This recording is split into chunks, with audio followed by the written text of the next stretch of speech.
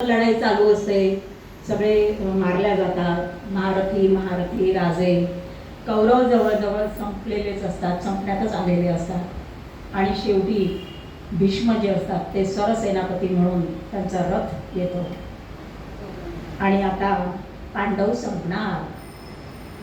कारण भीष्मांना इच्छा मरण असतं, ते मरणार नसतात, त्या स्वतःच्या इच्छेशिवाय त्यांचं मरण नसतंच. मग आता काय करायचं? तर कृष्ण महाराज त्यांना ठाऊक असतात सगळ्या गोष्टी काय करायच्या. ते मग शिखंडीला अर्जुनाचा सारथी बनवतात. म्हणजे पूर्वजन्मीची अंबा. कृष्णाला हे माहिती असतं की पूर्वजन्मीची अंबा आहे. आणि रथ जसा समोर येतो, समोर भीष्मांचा रथ असतो, इकडे अर्जुनाचा असतो. आणि शिखंडीला बघितल्यानंतर भीष्म हातातलं शस्त्र धनुष्य खाली टाकून देतो.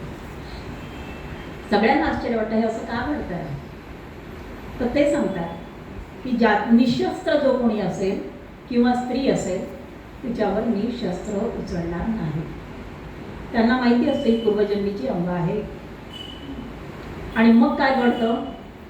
तर भीष्मांना अर्जुन बाण मारतो, ते शरशय्येवर पडतात, त्यांचा शेवट होतो आणि पांडव वाचतात. सांगायचं तात्पर्य हे की तिथेही कृष्णाला स्त्रीची मदत घ्यावी लागली.